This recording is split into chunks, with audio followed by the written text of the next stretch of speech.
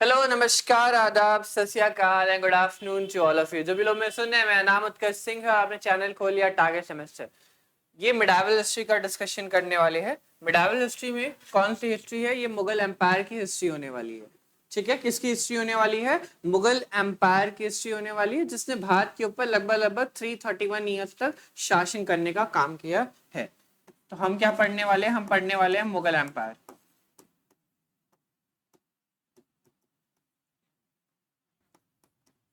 1526 से 1739 तक का।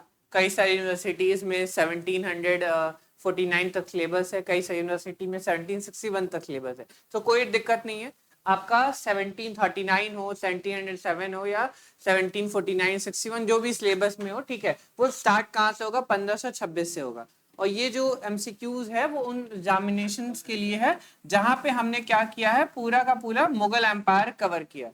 अब मुगल एम्पायर में अली मुगल्स का टाइमलाइन आप जानते हैं, 1526 से लेके 1707 तक रहा है। तो पूरा का पूरा जो अली मुगल्स वाला जो पोर्शन होने वाला है वो यहाँ पे हम क्या करेंगे, खत्म कर लेंगे। ठीक है, जैसा कि आप जानते हैं और मुझे बताने की जरूरत नहीं है कि मुगल एम्पायर ने भारत के ऊपर लगभग लगभग 331 ईयर्स तक क्या किया, शासन किया। ठीक है, इसके जो मुख्य शासक थे, आपको मुख्य शासकों का इसके नाम पता है, इसके 6 मुख्य जो शासक थे, उन्होंने इसके जो 6 मेन बादशाह थे, उन्होंने लगभग लगभग 181 ईयर्स तक क्या किया, शासन किया। इसके मेन बादशाहों ने क्या किया, 181 ईयर्स तक क्या किया, शासन किया, जो कि 1526 से लेकर के 1707 तक रहा है। बाबर, हुमायूं, अकबर, जहांगीर, शाहजहां, उसके बाद औरंगजेब।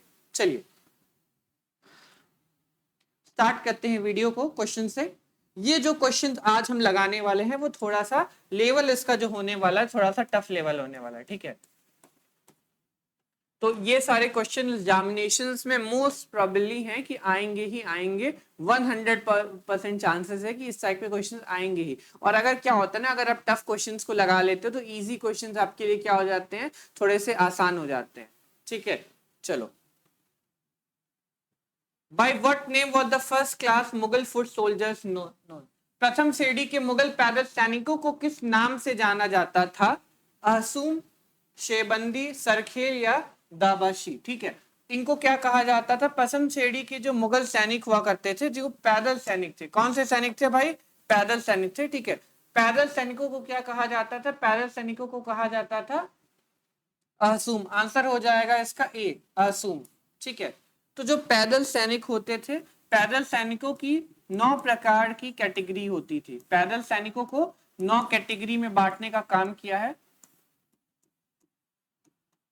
9 कैटेगरीज, इनको 9 कैटेगरीज में बांटा है। उस 9 कैटेगरी में एक है अहसूम भी। ठीक है, इस 9 कैटेगरी में एक क्या है, एक अहसूम भी है। ये 9 कैटेगरीज में बांटने का काम किया है अबू फजल ने अपनी किताब अकबरनामा में। ठीक है, अकबरनामा में अबू फजल कहता है कि 9 प्रकार के पैदल सैनिक होते हैं, जिसमें से एक क्या है, अहसूम भी होता है। ठीक है, first class Mughal foot soldiers को अहसूम कहते हैं। क्लियर है? चलिए आगे बढ़ते हैं नेक्स्ट क्वेश्चन की तरफ। मुगल राज परिवार की निम्नलिखित बेटियों को उनके कलाक्रमानुसार रखें।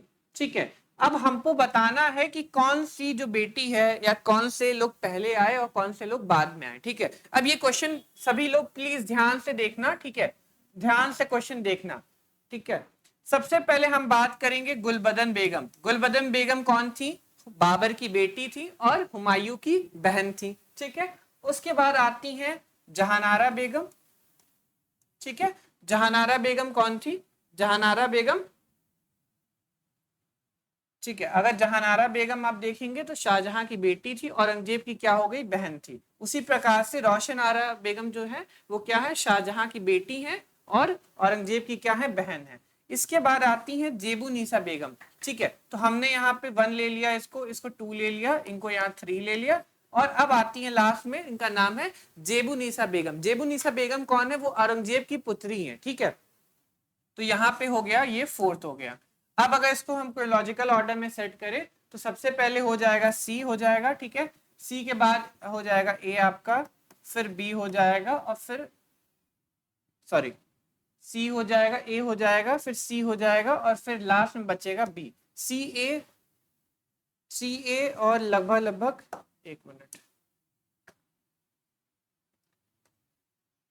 CADB क्या हो जाएगा, CADB हो जाएगा। पहले गुलबदन बेगम हो जाएंगी, ठीक है, फिर जहानारा बेगम हो जाएंगी, 2 हो गया, फिर रोशनारा बेगम हो गई, 3 हो गया, और फिर हो गई जेबुनिसा बेगम। जेबुनिसा बेगम सबसे लास्ट में होंगी। वो कौन है, वो औरंगजेब की पुत्री है, ठीक है। तो यहाँ पे CADB हो जाएगा, क्या हो जाएगा, CADB हो जाएगा। क्या मैं एक बार और समझा दूं सबको, एक बार और समझा दूं क्या? देखो, गुलबदन बेगम कौन है, बाबर की बेटी है, बाबर की बेटी है, इनका नाम है गुलबदन बेगम, ठीक है। बाबर की बेटी हुई तो हुमायूं की बहन हो गई, ठीक है। जहानारा बेगम कौन है, ये शाहजहां की बेटी है, ठीक है। और जो रोशन आरा बेगम जो है वो भी क्या है, वो भी शाहजहां की बेटी है, ठीक है। तो शाहजहां की बेटी हो गई तो औरंगजेब की क्या हो गई, बहन हो गई, ठीक है। जेबुनिसा बेगम जो है वो लास्ट में हम रखते हैं। ये जेबुनिसा बेगम कौन है, ये औरंगजेब की बेटी है, ठीक है। बस हो गया। तो आपको हो गया, सी मिल गया, ए हो गया, डी हो गया, बी हो गया, CADB, ठीक है। चलिए नेक्स्ट क्वेश्चन देखते हैं, बहुत अच्छा क्वेश्चन है। अकबर के निम्नलिखित विजय अभियानों को कालानुसार रखें, ठीक है। तो अकबर ने बहुत सारे विजय अभियान किए थे, इनको क्या करना है, हमें क्रोनोलॉजिकल ऑर्डर में सेट करना है, ठीक है। क्या करना है, इनको क्रोनोलॉजिकल ऑर्डर में सेट करना है। तो सबसे पहला जो अभियान था वो बंगाल का अभियान था, जिसको 1574 में किया था अकबर ने, ठीक है। इसको 1576 में बंगाल और बिहार को मिला दिया था, मर्ज कर दिया था, उसको बैटल सरनाल कहते हैं, सरनाल का युद्ध कहते हैं, ठीक है। काबुल में अगर देखेंगे तो काबुल को मिर्जा मोहम्मद हकीम से 1581 में जीता था, ठीक है। 1581 में किसको जीता था, काबुल वाले इलाके को जीता था, ठीक है। उसके बाद हम क्या देखेंगे, उसके बाद हम सिंध का इलाका देखेंगे तो 1591 हो जाएगा, और फिर खानदेश भी 1591 या 92 में ये जीतते हैं, ठीक है। तो सबसे पहले कौन होगा, सबसे पहले सी हो गया, ठीक है। सी के बाद हमारे पास डी हो गया, डी के पास हमारे पास ए हो गया, और ए के बाद हमारे पास बी हो गया, ठीक है। आंसर क्या हो गया, CDAB हो जाएगा। क्या आंसर हो जाएगा बच्चों, CDAB हो जाएगा, ठीक है। आंसर क्या हो जाएगा इसका, CDAB हो जाएगा। समझ गए, कोई दिक्कत तो नहीं है किसी को, समझ गए ना? ईयर बता दिया ना मैंने, ईयर फिर से बोल दे रहा हूं। देखो बंगाल जो है, पहले सबसे पहले आप इसमें रखेंगे बंगाल 1574, उसके बाद रखेंगे काबुल 1581, उसके बाद रखेंगे सिंध 1591, और फिर 1592 खानदेश, ठीक है। तो इस प्रकार से CDAB हो जाएगा आंसर सही, ठीक है। चलो नेक्स्ट क्वेश्चन देखते हैं। मुगल काल में निम्नलिखित अधिकारियों में से कौन सा कारखाने से संबंधित है, कारखाने से संबंध किसका है, तो दीवाने बयूतात का संबंध किससे है, कारखाने से है, ठीक है। मुगल कारखाना बहुत इंपीरियल हुआ करता था, उसमें दुनिया भर की जितनी चीजें हैं जो मुगल यूज किया करते थे रॉयल हाउस होल्ड में अपनी रोजाना की जीवन काल में, वो सब कुछ कहाँ बनता था, वो सब मुगल कारखाने के अंदर बनता था, ठीक है। मुगल कारखाने का जो विवरण देता है एक इंसान देता है, इसका नाम है फ्रैंकोइस बर्नियर, ठीक है। फ्रैंकोइस बर्नियर क्या करता है, फ्रैंकोइस बर्नियर उल्लेख करता है मुगल कारखाने का। ये एक लौता यूरोपिया था, एक लौता यूरोप का यात्री था जो कि क्या करता है, जो कि मुगल कारखाने का विवरण देता है, और किसी ने मुगल कारखाने का कोई विवरण नहीं दिया है। एक लौता यूरोपीय इंसान जिसने विवरण दिया, उसका नाम है फ्रैंकोइस बर्नियर, ठीक है। क्लियर है सबको? चलिए मुगल काल में इजरा क्या होते थी, इजरा क्या होता था, राजस्व, कृषि की एक व्यवस्था, कर संग्रह की एक व्यवस्था, व्यापार पर लगने वाला कर, गैर मुस्लिम पर लगने वाला कर, ठीक है। तो राजस्व कृषि की एक व्यवस्था हुआ करती थी, इसको क्या कहते थे, इजरा प्रथा कहते थे। इजरा क्या है, सिस्टम ऑफ रेवेन्यू फार्मिंग है, ठीक है। इजरा प्रथा को स्टार्ट करने वाला था जहानदार शाह। जहानदार शाह कब आपको नाम सुनते हो, लेटर मुगल में नाम सुनते हो, बहादुर शाह 1 के बाद कौन आता है, जहानदार शाह आता है, ठीक है। तो जहानदार शाह का एक वजीर हुआ करता था, उसका नाम था जुल्फिकार खान। तो जहानदार शाह के वजीर जुल्फिकार खान ने इजरा प्रथा भारत में स्टार्ट की, ठीक है। इसको ठेके पे कहा जाता है, इसको ठेके की कहा जाता है, ठेका पद्धति कहा जाता है, या ठेका प्रणाली कहा जाता है।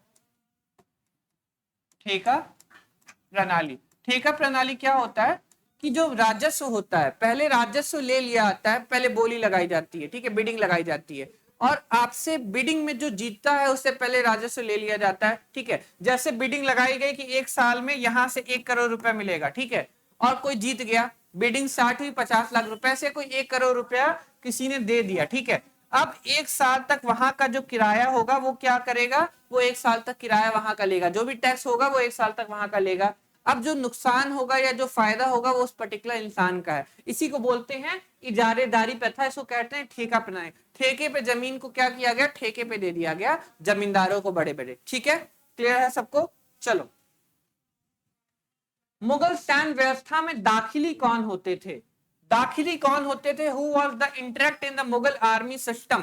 तो दाखिली जो होते थे, पूरक सिपाहियों को क्या कहा जाता था, दाखिली कहा जाता था, ठीक है। दाखिली कौन होते थे, पूरक सिपाहियों को क्या कहा जाता था, दाखिली कहा जाता था, क्या कहा जाता था, दाखिली कहा जाता था, ठीक है।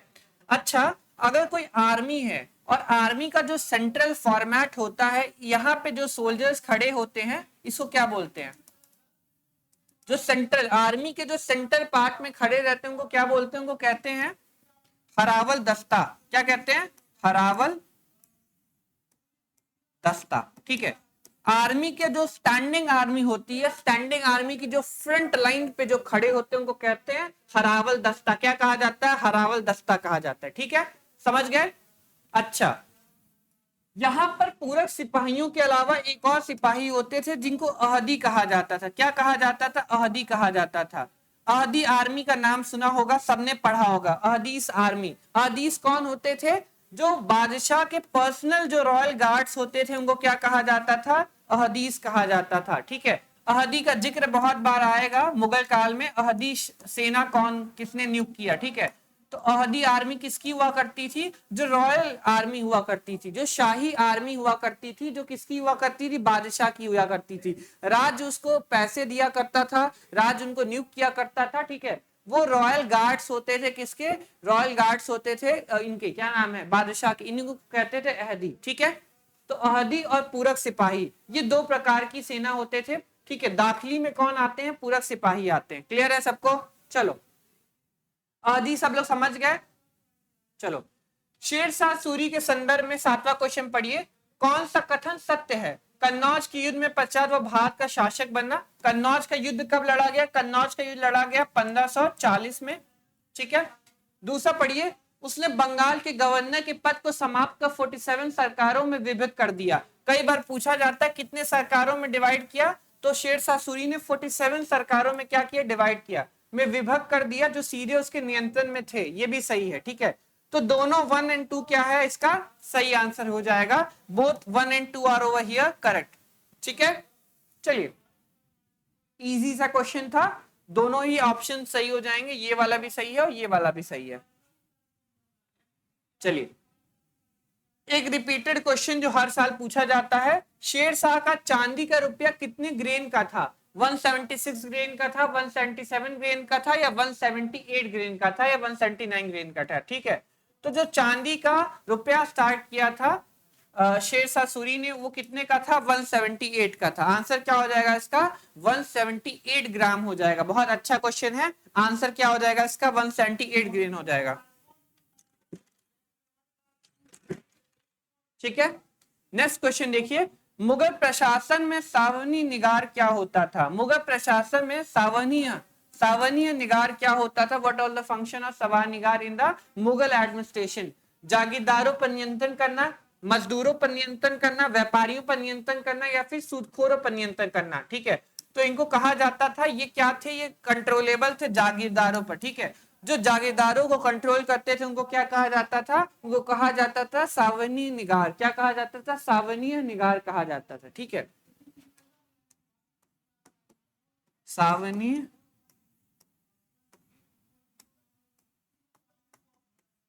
सावनीय निगार, ठीक है।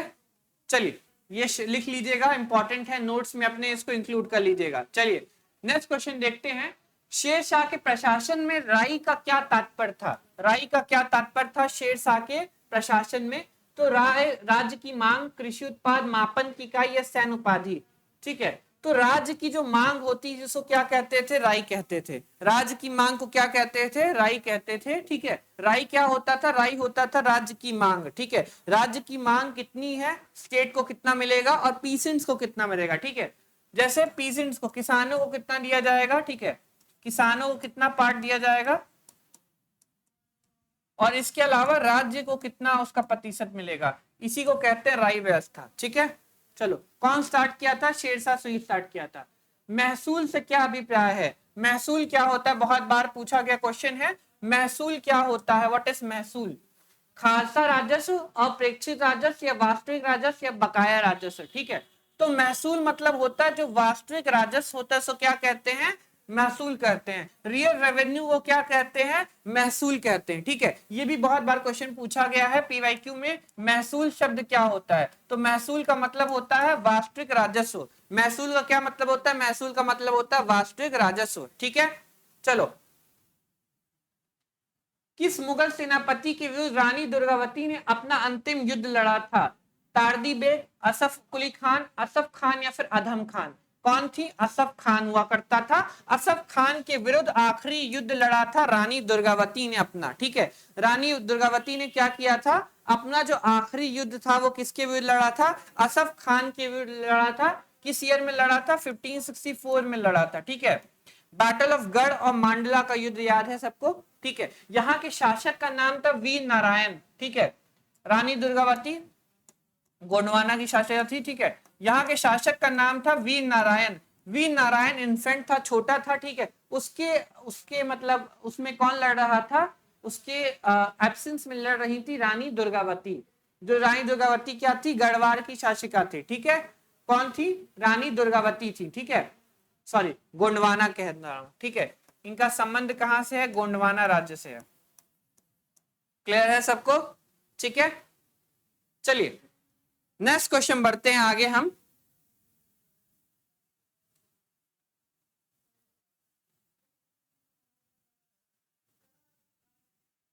सही,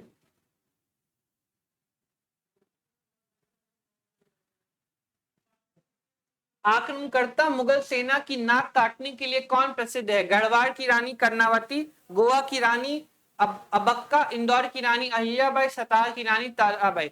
who is famous, who is famous for cutting the nose of the invading Mughal army. Answer हो जाएगा गढ़वाल की रानी कर्णावती। ठीक है, गढ़वाल की रानी कर्णावती और गढ़वाल का क्या है, संबंध है, आक्रमणकर्ता, आक्रमणकर्ता मुगल सेना की नाक काटने के लिए कौन प्रसिद्ध है, गढ़वाल की रानी कर्णावती प्रसिद्ध है। ठीक है, चलिए अकबर के शासनकाल में किस वर्ष मनसब प्रदान किए गए। ठीक है, in which year of Akbar reign में मनसब ग्रांटेड, मनसब दिए गए किस वर्ष, 11वें वर्ष दिए गए। अकबर के शासनकाल के 11th ईयर में क्या दिया गया, मनसब दिया गया। आंसर क्या हो जाएगा, 11वां वर्ष हो जाएगा। ठीक है, 1556 में अकबर का क्या हुआ, कोरोनेशन सेरेमनी हुआ।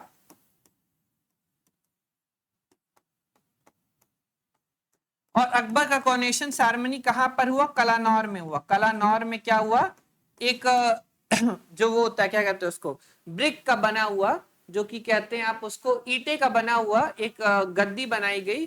ठीक है, सीट बनाई गई, उस ईंट के सीट पर बैठा करके इनका क्या हुआ, राजाभिषेक हुआ पहली बार। कहां पे, कलानौर में हुआ। कलानौर कहां पर है, गुरदासपुर पंजाब में पड़ता है। ठीक है, मॉडर्न डे गुरदासपुर पंजाब में पड़ता है ये। ठीक है, और ये किसके प्रेजेंस में हुआ, तो ये बैरम खान के प्रेजेंस में हुआ था। ठीक है, कहां पे हुआ था, कलानौर में हुआ था। किस ईयर हुआ था, 1556 में हुआ था। जब हुमायूं की मृत्यु हो गई तो इनका क्या हुआ, कोरोनेशन हुआ अकबर का 1556 में। क्लियर है सबको, ठीक है। कहां पे हुआ वो पूछा जाता है, कलानौर में हुआ, गुरदासपुर पंजाब, मॉडर्न डे गुरदासपुर पंजाब में जगह पड़ती है कलानौर। ठीक है, आज भी है।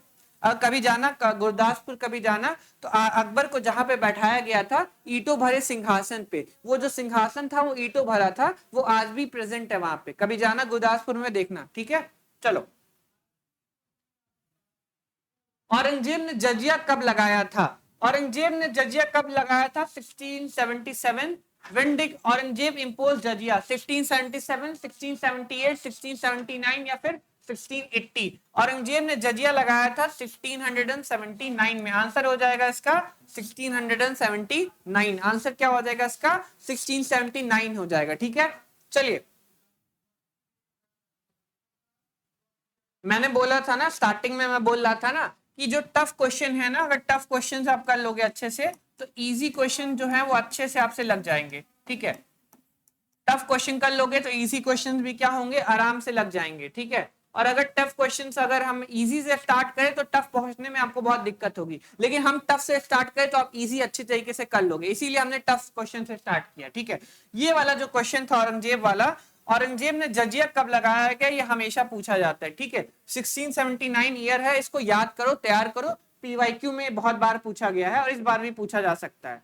चलो, निम्नलिखित में से किस शासक के समय झरोका दर्शन बंद हो गया? झरोका दर्शन किसने बंद किया? झरोका दर्शन बंद कर दिया किसने? औरंगजेब ने। आंसर क्या हो जाएगा? औरंगजेब हो जाएगा। ठीक है, जैसे शाहरुख खान, अमिताभ बच्चन अपने घर के बाहर से निकल के क्या करते हैं, छत पर जाकर ऐसे हाथ हिलाते हैं, उसी को इस समय काल में कहा जाता था झरोका दर्शन। क्या कहा जाता था? झरोका दर्शन कहा जाता था। ठीक है, अच्छा, मुहासिब नामक पद किसने लाया? मुहासिब। ठीक है, मुहासिब क्या होता है? तो मुहासिब जो होता है वो मोरल ऑफ रेगुलर कैरेक्टर होता है। ठीक है, ठीक है, moral and regular character, regular character of person. ठीक है, जो इंसान के मोरल कैरेक्टर्स को देखता है, उसके आचरण को देखता है, उसको क्या कहते हैं? मुहासिब कहते हैं। क्या कहते हैं? मुहासिब कहते हैं। और मुहासिब नामक जो पद है वो कौन लाया था? वो औरंगजेब ने इंट्रोड्यूस किया था। ठीक है, ये पद इसलिए इंट्रोड्यूस किया गया था, जैसे आप 5 टाइम की नमाज पढ़ते हैं कि नहीं पढ़ते हैं, ठीक है, आप कुरान की आयतों को पढ़ने का काम करते हैं, आप अपने जो इस्लामिक ड्यूटीज हैं उनको फॉलो कर रहे हैं कि नहीं, ठीक है, अब हज यात्रा के बारे में क्या आप है, ठीक है, रमजान के महीने में आप फास्ट रह रहे हैं कि नहीं रह रहे हैं, ये सब चीजें देखता था। रेगुलेटर ऑफ मोरल कैरेक्टर या moral regular character of person को देखने वाला कौन था? मुहासिब था। ठीक है, किसने लागू किया था मुहासिब का पद? औरंगजेब ने लागू किया था। ठीक है, झरोका दर्शन किसने बंद किया? औरंगजेब ने बंद किया। ठीक है, चलो नेक्स्ट क्वेश्चन देखो, निम्नलिखित में से किस मुगल बादशाह ने जैन संत सिद्ध चंद को नादिर जमा की उपाधि दी? ठीक है, क्या नाम लिखा गया है? सिद्ध चंद लिखा गया है। ठीक है, तो सिद्ध चंद को कौन सी उपाधि? नादिर उल जमा की उपाधि। नादिर उल जमा।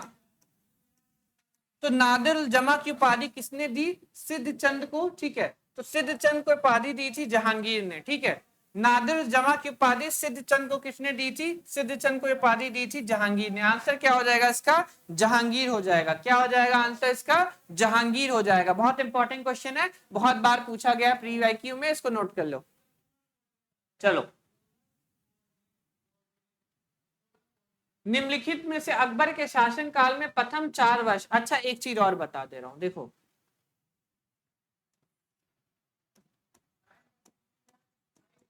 नादिर उस असर,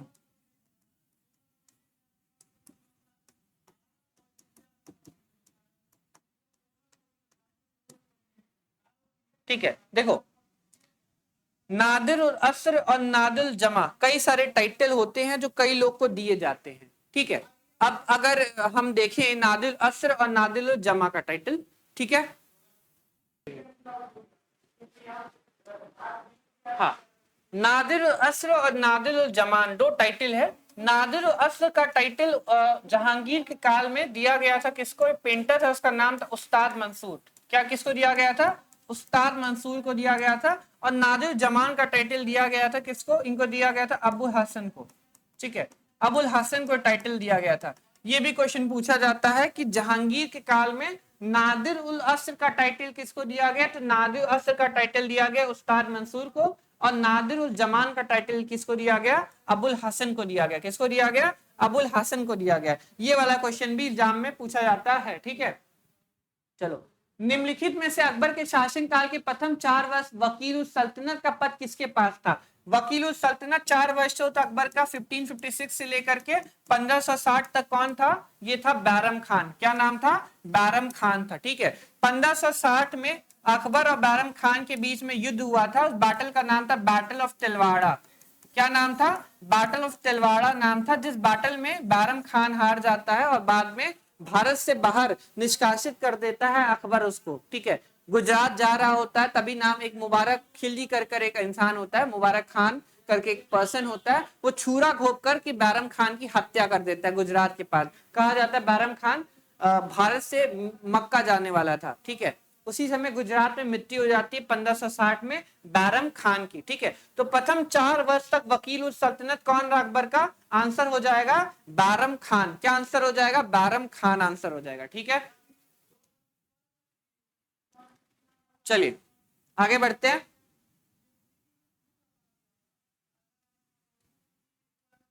जब शहजादा मोहम्मद कामबख्श कौन है पहले ये समझ लो। मोहम्मद कामबख्श, मोहम्मद कामबख्श जो है वो सबसे छोटा बेटा है। सबसे छोटा बेटा किसका है? सबसे छोटा बेटा है औरंगजेब का। सबसे छोटा बेटा औरंगजेब का है। इसका नाम क्या है? इसका नाम है शहजादा मोहम्मद कामबख्श, ठीक है।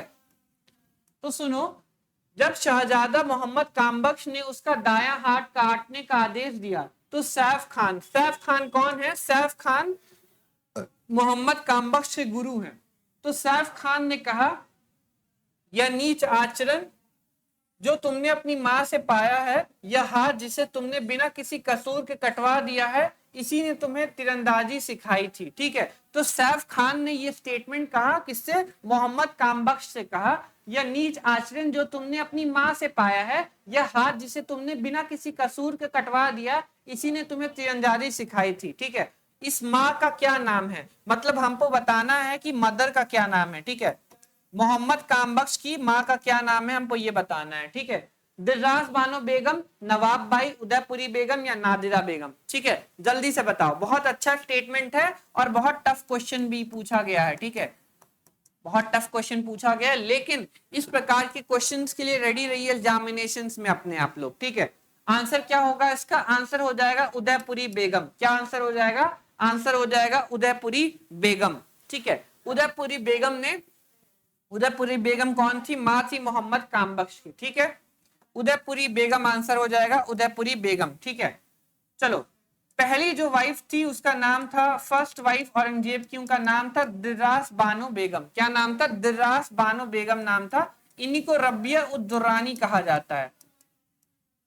रबिया उद दुर्रानी, रबिया उद दुर्रानी का मकबरा औरंगाबाद में है, ठीक है। सभी लोग जानते हैं औरंगाबाद में रबिया उद दुर्रानी का क्या है? मकबरा है, जिसको द्वितीय ताजमहल कहा जाता है। द्वितीय ताजमहल, सेकंड ताजमहल कहा जाता है इन्हीं का मकबरे को, रबिया उद दुर्रानी का मकबरा, ठीक है।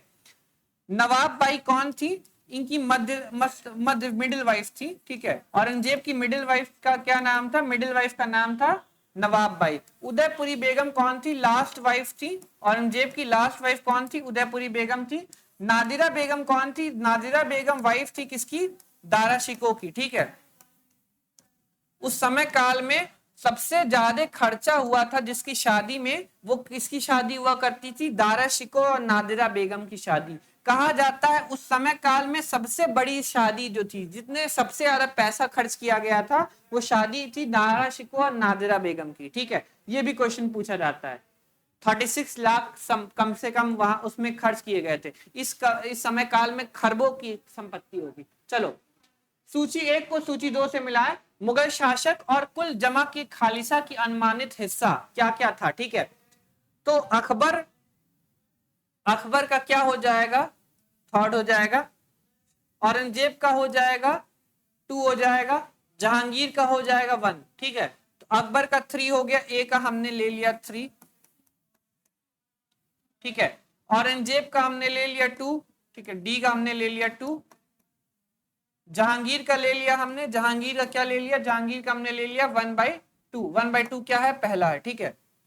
तो 3rd होने वाला है, पहला क्या है? 3rd है, ठीक है। डी क्या है? दूसरा वाला डी है।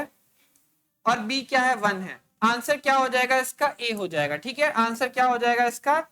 ए हो जाएगा, ठीक है। ए का 3, पहले का हो जाएगा 3, दूसरे का हो जाएगा 1, ठीक है।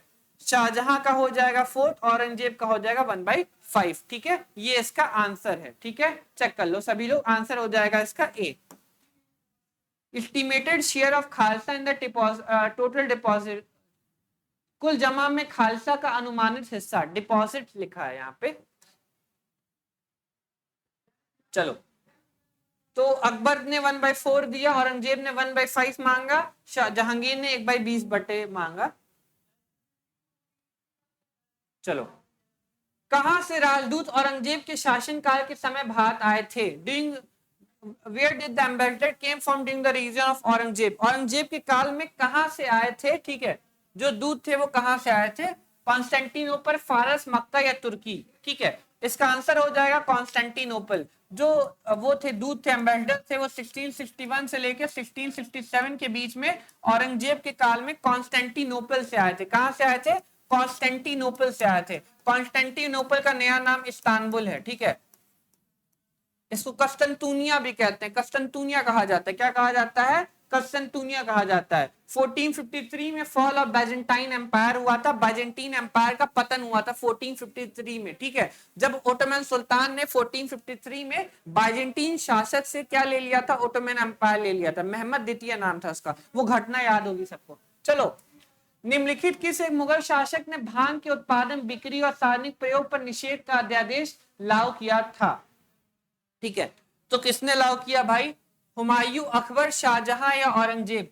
ठीक है, भांग के उत्पादन, बिक्री और सार्वजनिक प्रयोग पर निषेध किसने किया था? ये निषेध किया था औरंगजेब ने। ये वाला क्वेश्चन भी बहुत बार पूछा जाता है कि भांग के ऊपर किसने प्रतिबंध लगाया था? किसने लगाया था? औरंगजेब ने लगाया था। जहांगीर ने तंबाकू के ऊपर निषेध लगाया था। चलो, मुगल काल में निम्नलिखित शासकों में से किस एक ने नियंत्रण और संतुलन की प्रणाली स्टार्ट की? ठीक है, नियंत्रण मतलब क्या होता है? कंट्रोल होता है, और संतुलन मतलब होता है बैलेंस। तो कंट्रोल एंड बैलेंस की पॉलिसी ले आने वाला मध्यकालीन भारत में कौन था, या मुगल भारत में कौन था? तो मुगल भारत में कंट्रोल एंड बैलेंस की पॉलिसी लाने वाला जो शासक था वो कौन था? अकबर था। कौन था? अकबर था। जलाउद्दीन मोहम्मद अकबर। क्या था? कौन था? जलाउद्दीन मोहम्मद अकबर था। ठीक है, आंसर हो जाएगा इसका सी। चलिए, किस अंग्रेजी यात्री ने अकबर के अधीन रत्न विशेषज्ञ की नौकरी प्राप्त की? बहुत अच्छा क्वेश्चन पूछा गया है। Which English traveller got the job of gemmologist under Akbar? Ralph Fitch, William Leeds, James Story, उपयुक्त में से कोई नहीं। ठीक है, तो रत्न विशेषज्ञ के अंदर में विलियम लीड्स काम करते थे अकबर के अंडर में। ठीक है, अकबर के समय काल में विलियम लीड्स काम करते थे। ठीक है, अकबर के रत्न विशेषज्ञ के रूप में, रत्न विशेषज्ञ के रूप में कौन काम करता था? सर विलियम लीड काम करते थे। ठीक है, ये सब लोग रल्फ फिंच के साथ ही आए थे। ठीक है, 3 लोग रल्फ फिंच के साथ आए थे भारत में।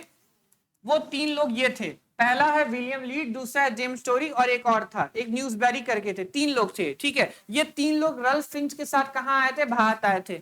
ठीक है, किसके शासन काल में आए थे? अकबर के शासन काल में आए थे। ठीक है, रल्फ फिंच का नाम तो सबने सुना होगा, बहुत बार पढ़ाया मैंने। अकबर ने किस सिख गुरु को 500 बीघा जमीन दान के रूप में दे दी थी? गुरु अर्जुन देव, गुरु रामदास, गुरु अमरदास या गुरु अंगद देव? तो गुरु रामदास को क्या किया था? 500 बीघा जमीन दे दी थी। ठीक है, गुरु रामदास को क्या दिया था? 1500 बीघा जमीन दे दी थी अकबर ने, जिसपे बाद में क्या बना? जिसपे बाद में अमृतसर शहर बसाया गया। इसी पर बाद में अमृतसर शहर को बसाया गया, इसी के नाम पे। ठीक है, गुरु अमरदास के दामाद थे रामदास। ठीक है, इनके सन इन लॉ हुआ करते थे, दामाद थे। और अमृतसर का जो पुराना नाम है वो रामदासपुर है। क्या था? रामदासपुर। इनके फॉलोअर्स ने जो शहर का नाम रखा, रामदास के नाम पे रखा, उस शहर का नाम था रामदासपुर। बाद में उसी को अमृतसर शहर कहने लगा गया। ठीक है, आंसर क्या हो जाएगा इसका? बी हो जाएगा, गुरु रामदास। गुरु रामदास को 500 बीघा जमीन दी थी, किसने? अकबर ने। अकबर के शासन काल में इबादत खाना नामक एक प्रसिद्ध संरचना का निर्माण कहाँ हुआ था? इबादत खाने का निर्माण कहाँ करता है अकबर? फतेहपुर सीकरी में करता है। ठीक है, इबादत खाना 1575 में अकबर स्टार्ट करता है। ठीक है, कब स्टार्ट करता है? 1575 में स्टार्ट करता है। 1578 में सभी धर्मों के लिए इसको खोल दिया जाता है। ठीक है, और 1582 में और धर्मों के लिए फिर से बंद कर दिया जाता है। ठीक है, चलो, आंसर हो जाएगा फतेहपुर सीकरी। निम्नलिखित में से किस शासक ने इलाही प्रकार की मुद्राएं चलाई? इलाही लिखा हो। ठीक है, आंसर क्या हो जाएगा? अकबर हो जाएगा। ठीक है, इलाही मुद्राएं किसने चलाई? अकबर ने चलाई। इलाही मुद्राएं किसने चलाई? अकबर ने चलाई थी। चलो, निम्नलिखित में से एक में सुबुडगिन से अकबर के शासन काल के 40वें वर्ष तक का इतिहास लिखा गया है। तो अकबर के 40वें वर्ष का इतिहास लिखा गया किताब है, इस किताब का नाम है मुख्ता-ख्वाब-उत-तवारिक। ठीक है, मुख्ता-ख्वाब-उत-तवारिक में क्या लिखा गया, अकबर के 40 वर्षों का इतिहास लिखा गया है। ये किताब किसने लिखी है, ये किताब लिखी है अब्दुल कादिर बदायूनी ने। अब्दुल कादिर बदायूनी ने क्या किया है, ये किताब लिखा है। अब्दुल कादिर बदायूनी जो था एक अफगान था और बहुत कटु आलोचक था अकबर के शासनकाल का। अकबर के शासनकाल का बहुत कटु आलोचक था अब्दुल कादिर बदायूनी, कटु आलोचक। ठीक है, हर पॉइंट पर आलोचना करता है अकबर की, हर पॉइंट पर। अब्दुल कादिर बदायूनी एक ऐसा इंसान है जो अकबर का हर पॉइंट पर क्या करता है, कटु आलोचना करने का काम करता है। ठीक है, क्या नाम था, अब्दुल कादिर बदायूनी नाम था। किताब का नाम था उनके मुख्ता-ख्वाब-उत-तवारिक। ठीक है, चलो, किस मुगल शासक द्वारा सती के विरुद्ध राजकीय निषेध जारी किया गया। ठीक है, अब यहां पर देखो दो क्वेश्चन है, सती को बैन करने का काम और सती को राजकीय निषेध। ठीक है, तो राजकीय निषेध किसने किया था, आंसर हो जाएगा इसका क्या हो जाएगा, औरंगजेब हो जाएगा। ठीक है, यहां पर क्या लिखा गया है, यहां पर लिखा गया है राजकीय निषेध, मतलब स्टेट द्वारा, राज्य द्वारा बंद किया गया है। राज्य द्वारा बंद किया था औरंगजेब ने। अकबर ने कोशिश की थी लेकिन अकबर ने राजकीय निषेध नहीं किया था। ठीक है, अकबर ने सती को बंद किया था लेकिन अकबर ने राजकीय निषेध नहीं किया था। ठीक है, इसीलिए अकबर आंसर में नहीं होगा, आंसर में क्या हो जाएगा, औरंगजेब होगा। ठीक है, अकबर ने कोशिश की थी सती प्रथा को बंद करने की लेकिन वो सक्सेस नहीं हुआ, सक्सेसफुल हुआ इस काम में। बाद में जाके औरंगजेब को बहुत हद तक सती प्रथा को बंद करने में, राजकीय निषेध करने में क्या हुई, सफलता प्राप्त हुई थी। चलो, औरंगजेब के समय में लिखी गई पुस्तक फतवाए आलमगीरी का संबंध है। The book Fatawa Alamgir written during the time of Aurangzeb is written to कानून संहिता से लिखी गई है। ठीक है, द कोड ऑफ लॉ के लिए लिखी गई है किताब, कौन सी, इसका नाम है फतवाए आलमगीरी। इसमें कंपोडियम ऑफ लेटर्स है औरंगजेब की। ये किताब किसने लिखी है, किताब लिखी है औरंगजेब ने। ठीक है, तो कुरान के बारे में किताब बताती है, कानून संहिता मतलब कुरान के बारे में किताब क्या करती है, बताने का काम करती है। ठीक है, कानून संहिता किताब किसके बारे में बताती है, किताब बताती है कानून के बारे में। ठीक है, और कौन से कानून के बारे में बताती है, ये हनाफी स्कूल ऑफ इस्लाम से प्रभावित है। Hanafi school of Islam.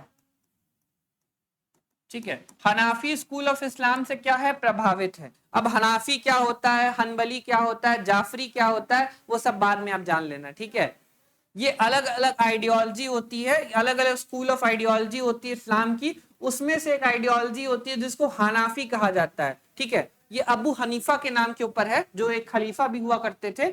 ठीक है, तो हनाफी स्कूल ऑफ इस्लाम क्या है, एक आइडियोलॉजी, एक विचारधारा है। मुगल किस आइडियोलॉजी को फॉलो करते थे, इस्लाम की भाषा में, ठीक है, इस्लाम में वो किसको फॉलो करते थे, हनाफी स्कूल ऑफ इस्लाम को फॉलो करते थे। तो जो मुगल एम्पायर थे वो किसको फॉलो करते थे, हनाफी स्कूल ऑफ इस्लाम को फॉलो करते थे। बहुत सारे स्कूल ऑफ इस्लाम होते हैं, कुछ कट्टरपंथी होते हैं, कुछ लिबरल होते हैं। हनाफी जो स्कूल ऑफ इस्लाम है वो थोड़ा लिबरल है। चलो, मुगल बादशाह जहांगीर के समय आगरा स्थित डच फैक्ट्री का प्रमुख कौन था। ठीक है, प्रमुख कौन था उसका, उसका प्रमुख था, इनका नाम था, क्या नाम था, फ्रांसिस्को पैलसट। आंसर हो जाएगा फ्रांसिस्को पैलसट। ठीक है, तो जहांगीर के समय काल में एक डच ट्रेवलर हुआ करते थे, इनका नाम था फ्रांसिस्को पैलसट। वो डच फैक्ट्री के क्या थे, उस समय प्रमुख थे, हेड थे। फ्रांसिस्को पैलसट ने किताब लिखी, उस किताब का नाम है द रेमोन्स्ट्रेट। इनकी किताब का नाम पूछा जाता है, द रेमोन्स्ट्रेट नामक किताब किसने लिखी है। तो द रेमोन्स्ट्रेट नामक किताब किसने लिखी है, द रेमोन्स्ट्रेट नामक किताब लिखी है, किसने लिखी है, फ्रांसिस्को पैलसट ने लिखी। आंसर हो जाएगा फ्रांसिस्को पैलसट। फ्रांसिस्को पैलसट क्या थे, डच ट्रेवलर थे। ठीक है, और डच फैक्ट्री के क्या थे, हेड थे। डच फैक्ट्री के क्या थे, हेड भी थे। चलो, निम्न में से कौन जहांगीर के समय चित्रकार नहीं था। कौन जहांगीर के समय चित्रकार नहीं था, मंसूर मनोवर, ख्वाजा अब्दुल समद, अब्दुल हसन। ठीक है, तो ख्वाजा अब्दुल समद जहांगीर के शासनकाल में पेंटर नहीं था। आंसर हो जाएगा ख्वाजा अब्दुल समद। ख्वाजा अब्दुल समद किसके शासनकाल में था, अकबर के शासनकाल में ख्वाजा अब्दुल समद था। ठीक है, ख्वाजा अब्दुल समद और कौन था, मीर सैयद सिराजी हुआ करते थे, दो बहुत फेमस पेंटर थे। इन दोनों को हुमायूं तरमाशरीन के दरबार से लाया था। ईरान में जब हुमायूं रहता था, तरमाशरीन के दरबार से इन दोनों को लेकर आया था। किसको लेकर आया था? ख्वाजा अब्दुल समद को लेकर आया था और मीर सैयद सिराजी को लेकर आया था। कौन लेकर आया था? हुमायूं लेकर आया था। बाद में ये अकबर के काल में भी ये दोनों भाई रहे, ठीक है, भाई नहीं थे, दोस्त थे, दो दोस्त रहे, ठीक है। ख्वाजा अब्दुल समद को दीवान भी बनाया गया था मुल्तान का, इसको दीवान बनाया गया था मुल्तान का। कई बार पूछा जाता है कौन सा ऐसा पेंटर था अकबर के काल में जिसको दीवान बनाया गया मुल्तान का, तो किसको बनाया गया? ख्वाजा अब्दुल समद को बनाया गया था, ठीक है। चलो, मंसूर का नाम मैंने बताया, मंसूर को नादिर उल असर कहा जाता है, नादिर उल असर, ठीक है। और मैंने अबुल हसन का नाम बताया, अबुल हसन को नादिर उल जमान कहा जाता है, नादिर उल जमान। ये दोनों टाइटल किसने दिया? जहांगीर ने दिया है इन दोनों को, ठीक है, ये मैं पढ़ा चुका हूं पहले। चलो, उत्तराधिकारी के युद्ध में शाहजहां के कौन से पुत्र ने बहादुरपुर के युद्ध में लड़ाई की थी? ठीक है, अब 5 बैटल हुई थी, रुको, 5 बैटल का नाम BDSKD, 5 बैटल हुई थी, ठीक है। पहली बैटल बहादुरपुर, दूसरी बैटल धर्मत, तीसरी बैटल तामुलगढ़, चौथी बैटल खजुआ और ये वाली लास्ट बैटल देवरई। तो बहादुरगढ़ की लड़ाई दो लोग के बीच में हुई थी, एक तो शाह सूजा थे और एक साइड थे दारा शिको। दारा शिको खुद नहीं लड़ने गए थे, दारा शिको की जगह उनका बेटा गया था सुलेमान शिको, और मिर्जा आज जयसिंह गए थे बैटल में, ठीक है। तो दारा शिको और मिर्जा आज जयसिंह इनके साइड से थे। और तो यहाँ पे आंसर हो जाएगा, उत्तराधिकारी के युद्ध में शाहजहां के कौन से पुत्र ने बहादुरपुर के युद्ध में लड़ाई की थी? आंसर इसका हो जाएगा शाह सूजा। आंसर क्या हो जाएगा इसका? शाह सूजा हो जाएगा, ठीक है। शाहजहां के 4 बेटे थे, सभी को नाम पता तो है भाई, नाम तो ऐसा नहीं है ना नाम आप नहीं जानते। 4 बेटे उनके हुआ करते थे, हमदारा शिको, ठीक है, शाह सूजा, औरंगजेब और मुराद बख्श, 4 बेटे थे, ठीक है, शाहजहां के, और 4 भाई थे औरंगजेब के। चलो, नूरजहां ने अपनी पहली पुत्री लाडली बेगम का विवाह किससे किया? Noorjahan met the first daughter of Ladli Begum to which of the following princes? Khurram, Shahryar, Khusro, इनमें से कोई नहीं। आंसर क्या हो जाएगा इसका? आंसर हो जाएगा शहरयार। आंसर क्या हो जाएगा इसका? शहरयार हो जाएगा, ठीक है। नूरजहां की बेटी थी, उनका नाम था लाडली बेगम। क्या नाम था उनका? उनका नाम था लाडली बेगम। लाडली बेगम का विवाह कराया था किससे? लाडली बेगम का विवाह कराया था इनसे, क्या नाम है, शहरयार से, ठीक है। जहांगीर के कई बेटे थे, सभी को पता है, खुसरो, खुर्रम, परवेज, शहरयार। शहरयार जैसे चौथे नंबर के सबसे बेटे थे, शहरयार चौथे नंबर के बेटे थे, ठीक है। इनका क्या नाम था? शहरयार नाम था, ठीक है। नूरजहां किसके साथ थी? शहरयार के साथ थी। और एक और नाम मिलता है खुर्रम। खुर्रम के जो दामाद थे, मतलब इनकी बेटी असफ खान की बेटी से शादी किया था किसने? खुर्रम ने, ठीक है। तो असफ खान जो थे वो सपोर्ट करते थे खुर्रम को, जो बाद में क्या बनता है? मुगल बादशाह बनता है, इसका नाम था शाहजहां। और शहरयार को कौन सपोर्ट करता है? शहरयार को सपोर्ट करती है नूरजहां। वो चाहते थे कि हमारे दामाद क्या बने, आगे चल के मुगल बादशाह बने, ठीक है। ये मैंने जब पढ़ाया होगा तो मैंने डिटेल में समझाया था, ठीक है।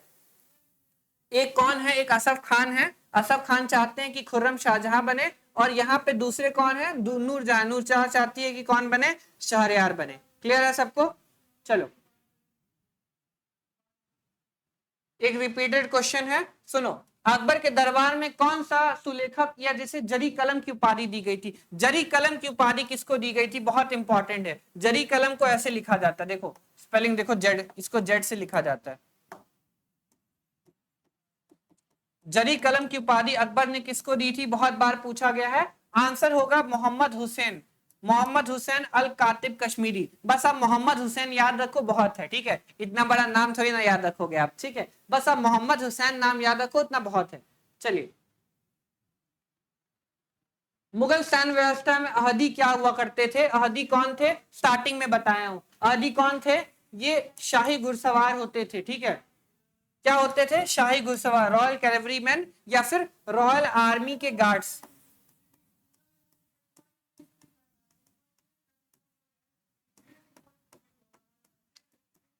बादशाह के पर्सनल सेना, ये क्या थे? ये बादशाह के पर्सनल सेना थी।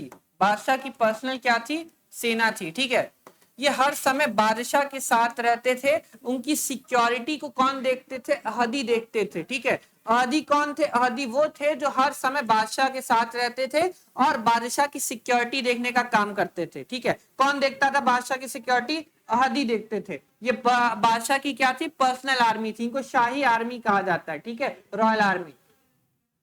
चलो, 1600 में जब्ती व्यवस्था को कहा नहीं अपनाया गया था? जब्ती व्यवस्था कहाँ नहीं अपनाया गया था? ठीक है, जब्ती व्यवस्था को गुजरात में नहीं अपनाया गया था, ठीक है। नेक्स्ट क्वेश्चन देखिए, मुगल पद प्रणाली को क्या कहा जाता था? मुगल पद प्रणाली को क्या कहते थे? मुगल पद प्रणाली को कहते थे मनसबदारी व्यवस्था। क्या कहा जाता था? मनसबदारी व्यवस्था कहा जाता था। मनसबदारी व्यवस्था किन लोगों से लिया गया था? मंगोलियों से लिया गया था।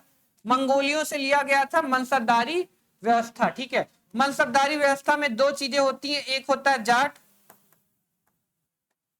और एक होता है सवार। मनसबदारी व्यवस्था में दो चीजें होती हैं, एक होता है जाट और एक होता है सवार। जाट क्या होता है? सवार क्या होता है? जाट का मतलब ये होता है जो किसी पर्सन की रैंक और सैलरी को बताए। किसी की रैंक क्या है, किसी की औकात क्या है, रैंक और सैलरी को क्या बताता है? जाट बताता है। और सवार मतलब कितने, उस जो पर्सन है, जो मनसबदार है, कितने नंबर ऑफ कैलेवरी मैन रखा है, उसको कहते हैं सवार, ठीक है। जो ये होते हैं मतलब मनसबदार होते हैं।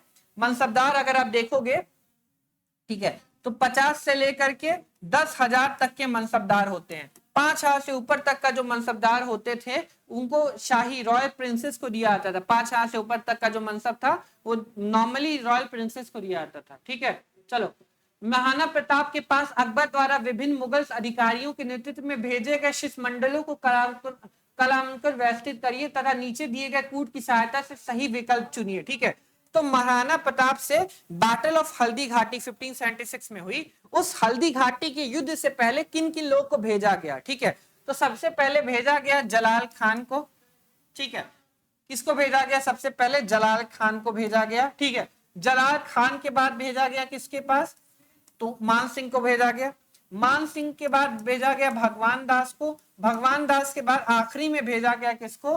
तोंदरमल को। आंसर हो जाएगा DBAC, ठीक है। आंसर क्या हो जाएगा इसका? DBAC हो जाएगा, ठीक है। पहले भेजा गया जलाल खान को, फिर मान सिंह को, फिर भगवान दास को, फिर तोंदरमल को, ठीक है। भगवान जलाल खान को सबसे पहले भेजा गया और भगवान दास को लास्ट में भेजा गया, ठीक है। इनको 1572 में भेजा गया और इन तीनों को 1573 में भेजा गया था, ठीक है।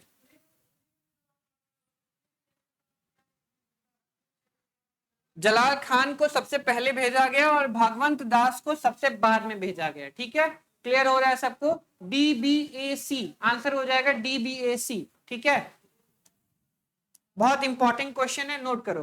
पहले किसको भेजा गया? जलाल खान को भेजा गया और बाद में सबसे लास्ट में किसको भेजा गया? सबसे लास्ट में भेजा गया इनको सॉरी तोंदरमल को, ठीक है। पहले नंबर पे भेजा गया जलाल खान को और लास्ट में भेजा गया राजा तोंदरमल को, ठीक है। बस आप यही याद रखो। इनको 1572 में भेजा गया, बाकी तीनों को 1573 में भेजा गया था। चलो, किसने भारतीय शिल्पकारों को बारूद बनाने की तकनीक सिखाई? तो मुगलों ने भारतीय शिल्पकारों को क्या सिखाया? गन पाउडर बनाना, बारूद बनाना सिखाया। मुगल कालीन भारत में दस्तूर उल अमल किस विषय से संबंधित था? प्रशासनिक नियमावली, सैन्य नियमावली, वास्तुकला या चित्रकला, ठीक है। तो प्रशासनिक नियमावली एडमिनिस्ट्रेटिव मैनुअल से संबंधित था।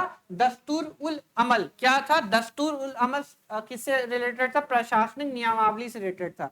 मुगल काल में दीवाने बयूतात का कार्य था। दीवाने बयूतात का कार्य था कारखानों की देखरेख करना, मेंटेनेंस ऑफ द कारखाना, ठीक है। दीवाने बायोटाट के बारे में सबसे पहले कौन बताता है? फ्रैंकोइस बर्नियर बताता है। यूरोपीय यात्री फ्रैंकोइस बर्नियर किसके बारे में बताता है? मुगल कारखानों का विवरण देता है, ठीक है। चलो, मुगल शासन के अंतर्गत प्रशासन का प्रत्येक ब्यौरा लिपिबद्ध किया जाता था। इसे सियारा हुजूर कहा जाता था। सियारा हुजूर क्या होता था? क्वेश्चन पूछा गया है, what is Sierra Hazur? Sierra हुजूर क्या होता था? तो दरबार की दिनचर्या की जो जानकारी होती है वो किस में होती है? सियारा हुजूर में होती है। Knowledge of the day routine of the court, ये किस में होती है? ये होती है सियारा हुजूर में, ठीक है। आंसर हो जाएगा B, दरबार की दिनचर्या की जानकारी। चलो, ये क्वेश्चन बहुत बार रिपीट किया जाता है। मुगल काल में सयूरगल क्या था? सबू नहीं लिखा, सयूरगल ऐसे लिखते हैं, देखो मुगल काल में सयूरगल क्या था? तो सयूरगल क्या था? लगान मुक्त जमीन थी, ठीक है। रेंट फ्री लैंड था, जो कि किसको दिया जाता था? बड़े बड़े इस्लामिक स्कॉलर्स को दिया जाता था, सूफी संतों को दिया जाता था, विद्वानों को दिया जाता था। इन लोगों को जो चीजें दी जाती थी उसको सयूरगल कहते थे, ठीक है। इसको एक और नाम से जाना जाता है, इसको मददे माश भी कहा जाता है,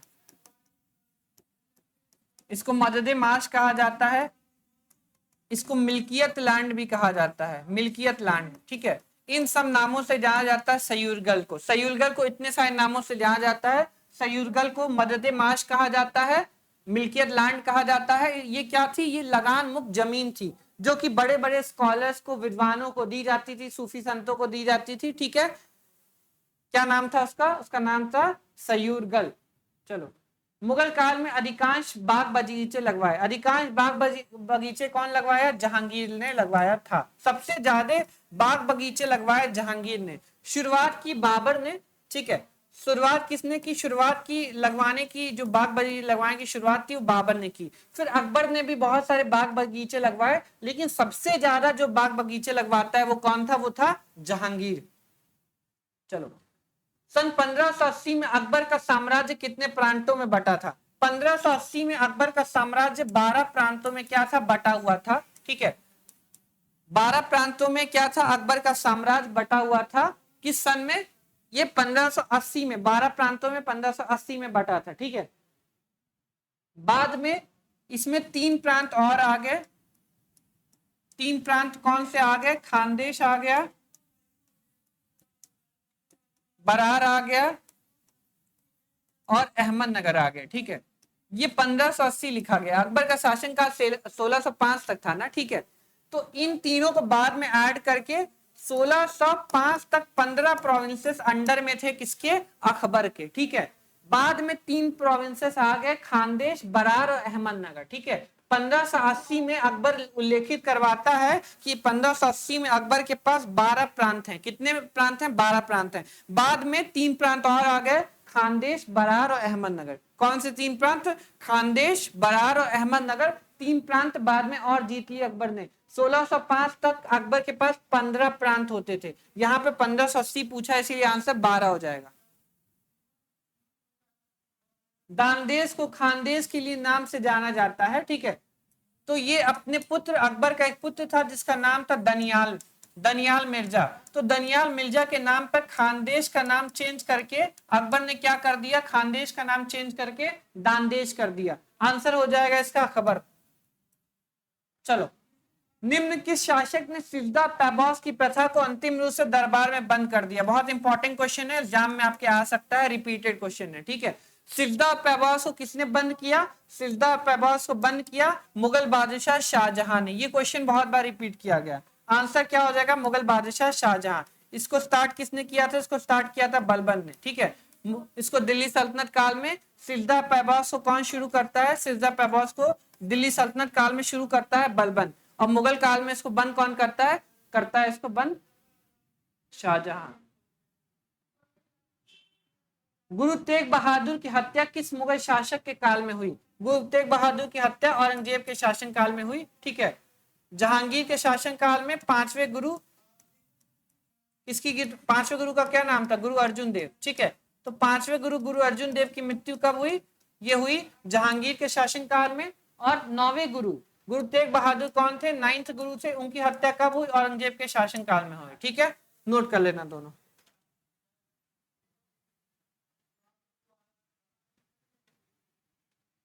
फरीद निम्न में से किस मध्यकालीन शासक का वास्तविक नाम था? फरीद नाम किसका था? शेरशाह सूरी का फरीद नाम था बचपन का। निम्नलिखित में से कौन सा युद्ध बाबर से संबंधित नहीं है? बाबर से संबंधित नहीं है कौन सा युद्ध? बेलग्राम का युद्ध, ठीक है। बेलग्राम का युद्ध या फिर कन्नौज का युद्ध बाबर से संबंधित नहीं है। ये युद्ध किससे संबंधित है? शेरशाह सूरी और हुमायूं से। निम्न में से किस स्थान पर औरंगजेब के नश्वर शरीर का दफन किया गया? औरंगजेब को दफन कहाँ किया गया है? फुल्दाबाद में किया गया। कहाँ किया गया है? फुल्दाबाद में औरंगजेब को क्या किया गया? दफन किया गया है। चलो, निम्न में से किसने, शाहजहां ने सितंबर 1657 में अपनी बीमारी के कारण औपचारिक रूप से अपना उत्तराधिकारी घोषित किया? उत्तराधिकारी के युद्ध को टालने हेतु मनोनीत किया। आंसर होगा दारा शिकोह। ठीक है, शाहजहां ने अपने सबसे बड़े पुत्र दारा शिकोह को क्या किया? उत्तराधिकारी के लिए बनाया। चलो नेक्स्ट क्वेश्चन, निम्न में से शाहजहां के किस पुत्र या पौत्र का विवाह औरंगजेब की पुत्री से हुआ है? सिपिर शिकोह का विवाह दारा शिकोह का पुत्र, सही है। इज्जत बख्श का विवाह मुराद का पुत्र है, सही है। ए और बी दोनों सही है। ठीक है, चलो तो आज का क्वेश्चन सीरीज हम यहीं पे रखते हैं, इसको आज खत्म करते हैं यहीं तक। ठीक है, इसके बाद हम कुछ और एमसीक्यूज लेकर आएंगे मुगल एम्पायर का। आज का जो सेशन है हम वो उसको यहीं तक रखते हैं। ठीक है, जो भी लोग मत देगा सुनना है, थैंक यू सो मच। इस वीडियो को लाइक कीजिएगा, कमेंट कीजिएगा, ज्यादा अपने दोस्तों में शेयर कीजिएगा।